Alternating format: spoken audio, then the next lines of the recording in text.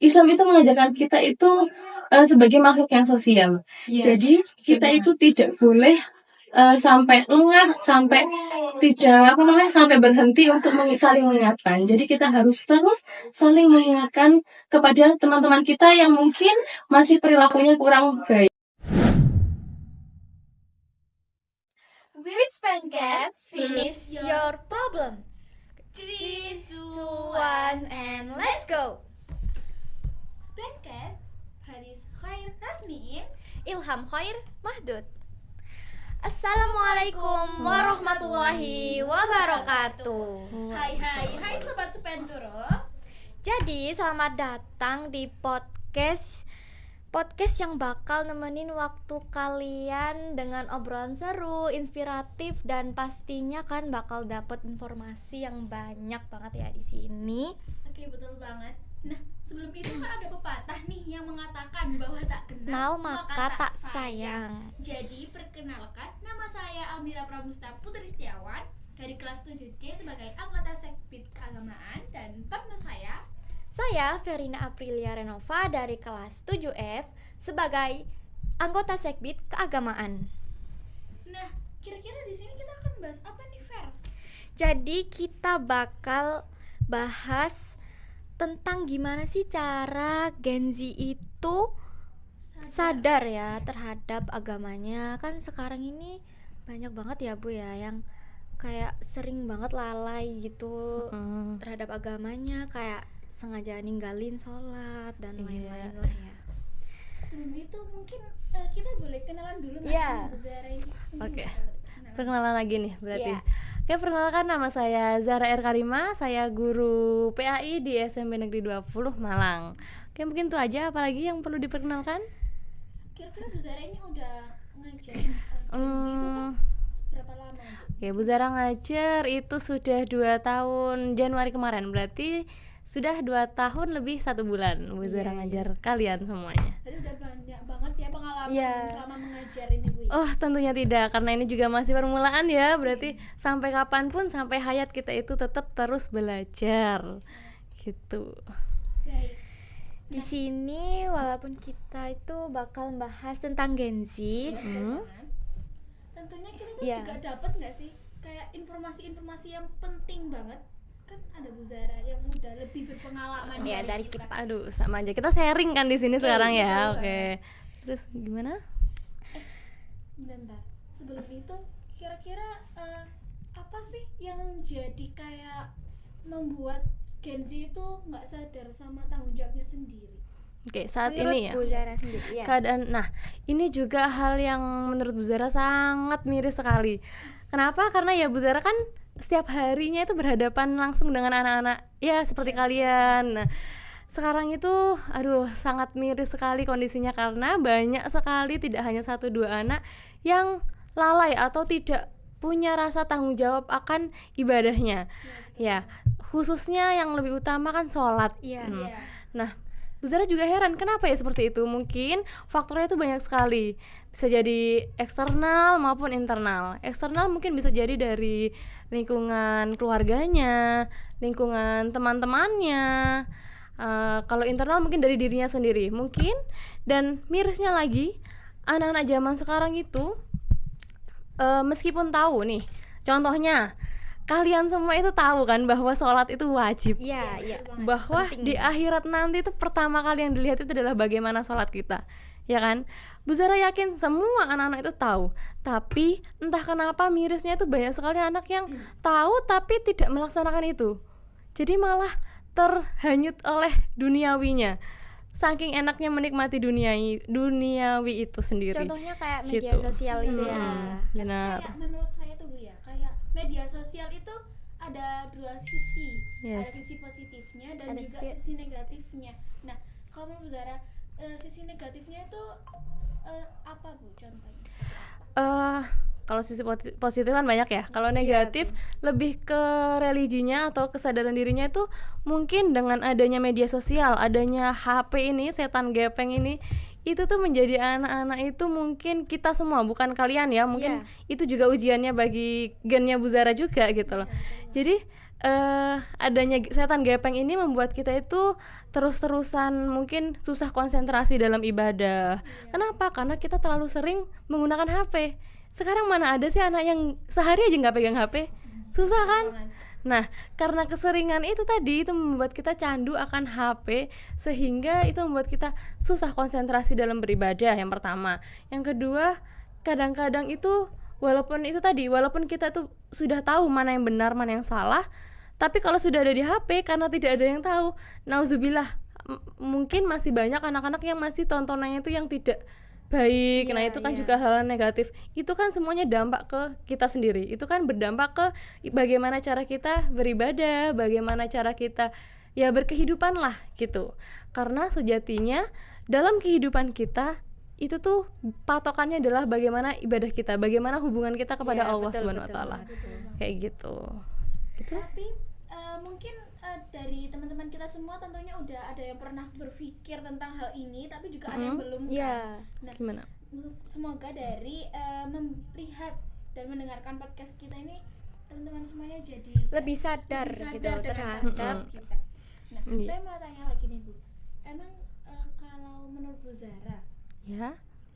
pengalaman Bu Zara selama mengajar Gen Z, Gen Z itu seberapa kayak apa ya Bu, kayak males dengan tanggung jawabnya, itu bagaimana seberapa cara, lalainya gitu. itu bagaimana cara menyadarkan lalaiannya itu?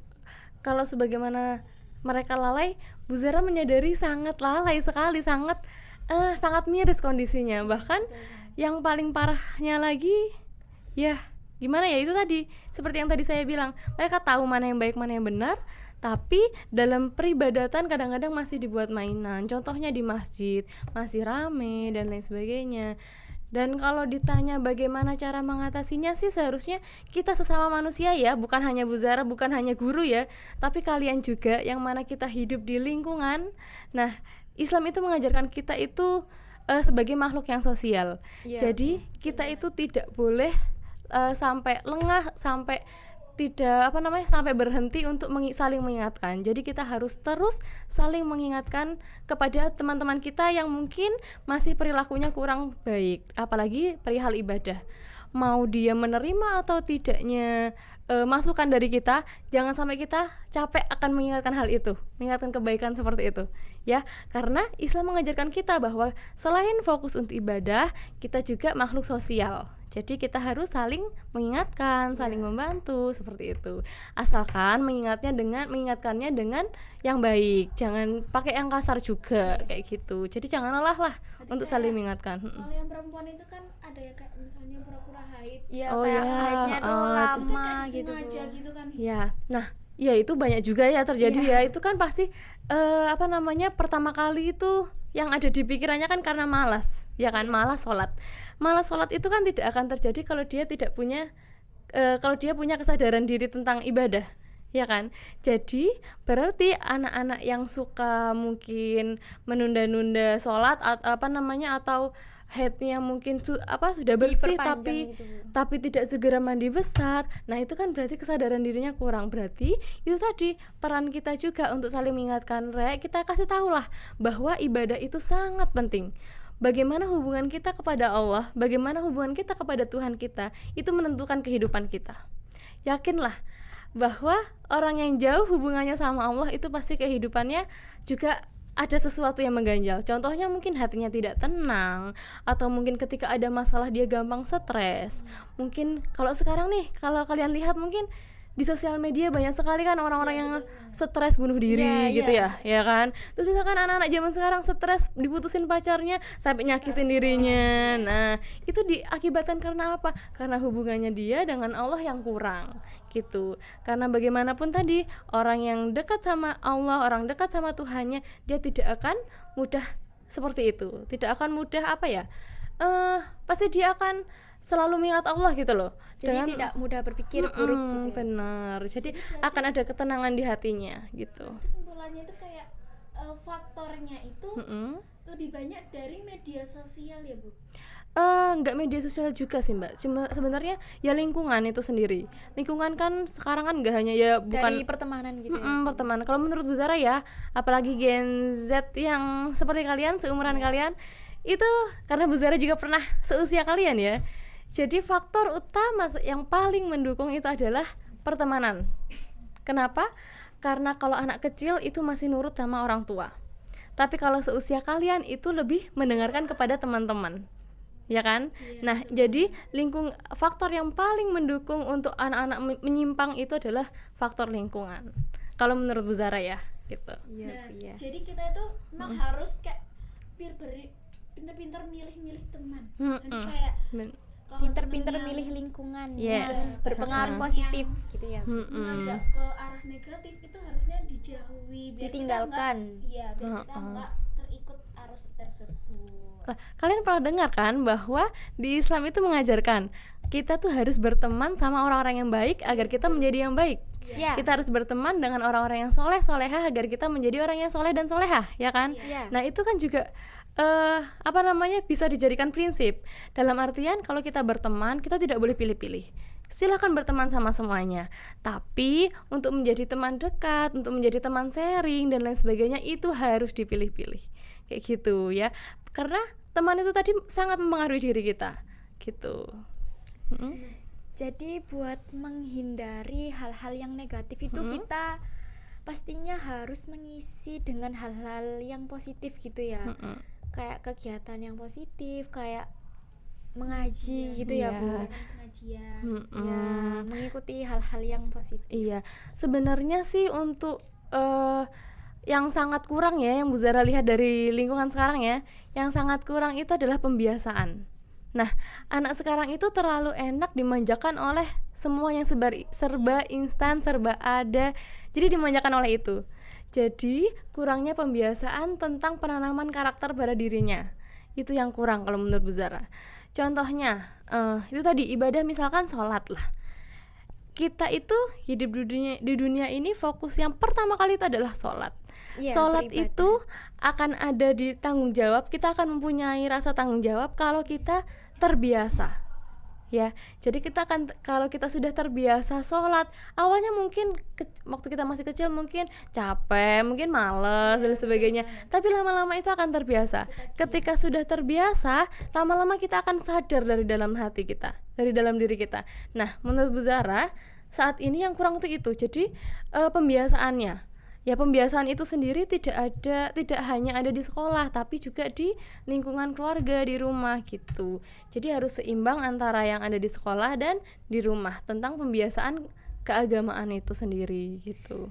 Berarti kalau di lingkungan keluarga itu kan kita juga butuh peran dari orang tua. Nah, Tentunya. menurut Bu Zara ini gimana peran orang tua dalam kayak apa ya istilahnya mendidik, menyadarkan. Jawab gitu.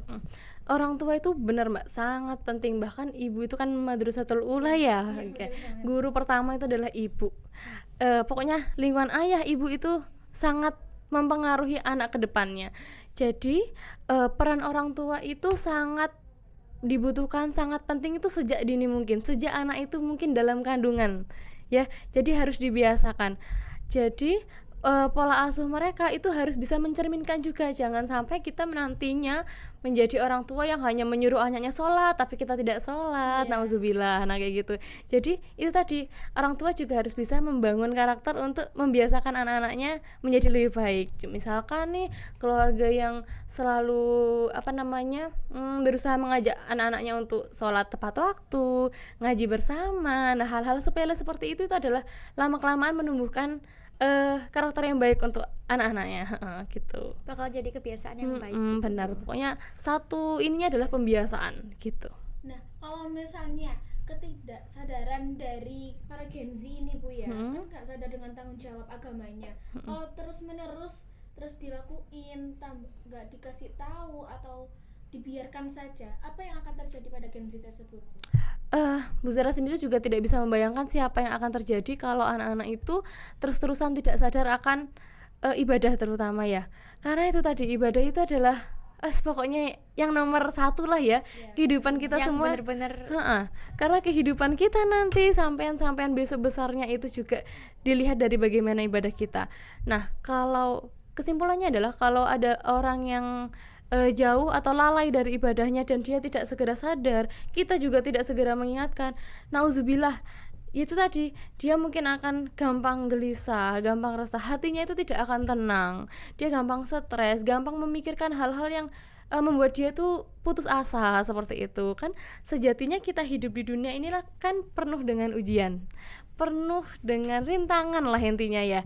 Jadi kalau kita jauh dari Allah, kita lalai sama sholatnya, kita lalai sama ibadahnya, nah itu juga menentukan kehidupan kita ya, juga akan kurang baik juga kehidupan kita nantinya gitu. Jadi kalau kita nggak ngeutamain ibadah itu bakal berdampak gitu ya Bu?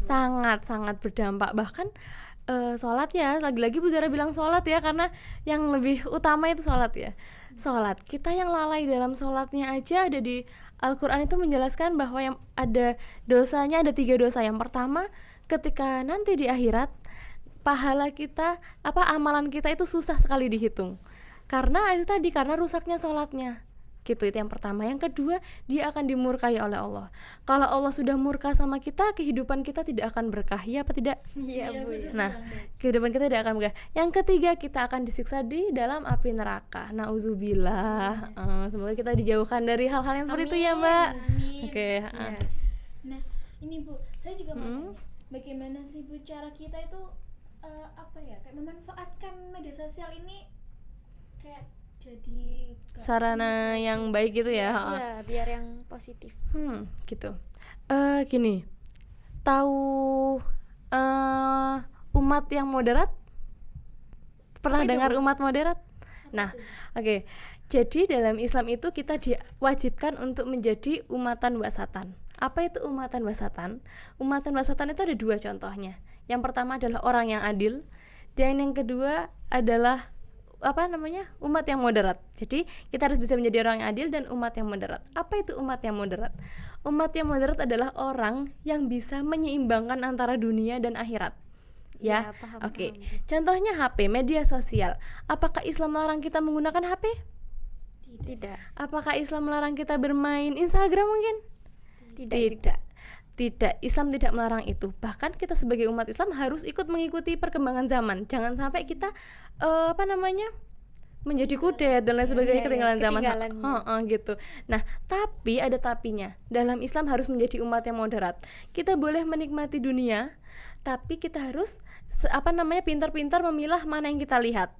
Ya, jadi media sosial selain menjadi media komunikasi, kita harus bisa melihat hal-hal yang positif. Mungkin kalian lihat ceramah Ustadz di sini di HP, atau mungkin lihat pokoknya ada dakwah-dakwah kan banyak sekali ya di HP ya. Nah seperti itu. Jadi sekali lagi, Islam itu tidak melarang kalian untuk bermedia sosial dan lain sebagainya, tapi harus memilah-milih, harus seimbang. Kita menikmati dunia, tapi juga harus ingat akhiratnya gitu ya. Jadi harus HP ini juga digunakan ke hal-hal yang positif, yang kita lihat juga harus kita pilih-pilih gitu. Jadi itu sih Mbak Almira sepertinya. Berarti kalau misalnya kayak kalau ada tontonan yang kurang baik, harusnya itu kita skip gitu nggak sih, biar kita jadinya nggak terbawa arus sama Benar video sekali. tersebut. Contohnya itu Iya. kalau di TikTok gitu kan, kayak kalau misalnya kita lihat muncul di FYP itu, kalau misalnya kita nggak skip itu kan bakal muncul terus gitu kan Bu. Nah, kan Apalagi gitu. ya kalau kita like atau kita tonton terus itu bakal selalu muncul. Terus meneruskan. Nah, Iya. saya tuh suka itu buka Apa? tiba-tiba ada video yang dakwah kayak misalnya tentang penjelasan tentang Islam itu kayak tentang dukhon, terus apa gitu. Itu saya suka banget lihat kayak gitu. Oke. Oh ya, tapi gini, kalau mungkin sekarang itu semakin mudah ya, jadi banyak orang berdakwah di HP. Tapi Bu Zara minta jangan dengan mudahnya kalian terima mentah-mentah. Jadi kalau kalian harus pilih-pilih dulu. Terus kalau misalkan mencari dakwah tentang misalkan duhon dan sebagainya, pilih-pilihlah mencari referensi yang lain juga. Jadi karena banyak sekali orang yang juga menyalahgunakan dakwah itu sendiri gitu ya, yang mana nantinya menyesatkan generasi yang baru-baru ini Kayak gitu. doanya nggak sama tentang yang ada di Islam, malah Benar. Nggak sama yang ada di Al-Quran. Iya. ada yang viral emang Iya, gitu, makanya. menyebarkan agama, cuman Heeh. Makanya itu. Jadi walaupun kita melihat dakwah di sini, kita melihat hal-hal yang positif, tapi tetap harus dipilah, harus mencari referensi yang lain juga. Contoh utamanya adalah Al-Quran. Maka bacalah Al-Quran setiap hari ya anak-anak. Sudah baca Al-Quran hari ini? Sudah, alhamdulillah. Oke, tuh. Baik. Terima kasih Bu Zara. Oh, sudah. Udah ngasih baik. informasi Ya. yang sangat banyak banget, penting banget ya. Apalagi kayak kita jadi tahu Kita bagaimana sih banyak cara, dapat menyadarkannya. Iya. Terus tentang informasi teman media sosial juga kan sangat berpengaruh kan Bu ya sama ini. Yang penting pesan Bu Zara, jangan capek untuk mengingatkan teman-teman ya. Islam mengajarkan kita adalah makhluk sosial, saling mengingatkan untuk kebaikan gitu. Ya, Bu. Oke. Terima kasih ya Bu Zara. sama-sama. Kita ucapkan banyak terima kasih ke Bu Zara ya. Soalnya Soalnya jelasin juga ke teman-teman Aduh. ya buat bagaimana cara menyadarkan, apa sih pentingnya peran orang tua juga ya Bu tentunya. Dan sangat banyak tadi ya informasi yang sudah Ya, diberikan alhamdulillah. Bu Zara. Semoga pastinya penonton ini bakal dapat informasi dan bakal Amin. lebih menyadarkan. Menjadi yang pribadi yang lebih baik lagi ya. ya, betul banget. Semoga para pendengar teman-teman semua bisa mengambil kesimpulan dari Dari yang apa yang sharing kita ini. Iya. Semoga kalian juga semuanya dapat melakukan apa yang sudah dijelaskan tadi sama Bu Zara. Oke, ya amin. Nah, jadi itu tadi yang Baiklah. dijelaskan Sudah, sama Bu Zara juga terima kasih sudah diberi waktu di sini untuk ngobrol sama Saya juga kalian. sangat berterima kasih. Iya, Bu. Sama-sama. Bu Zara udah bela-belain ke sini. Aduh, sama aja. Terima kasih. Sama-sama. Nah, dengan ini Gimana? Kita semoga bisa menyimpulkan Ya. ya. Dari sekian dari podcast kali ini itu banyak banget kesimpulan yang bisa kita ambil dari sini. Ya. terima kasih sudah mendengarkan podcast episode 9 ini dan sampai jumpa di episode berikutnya. Terima kasih. And bye bye. Assalamualaikum. Oke, wassalamualaikum.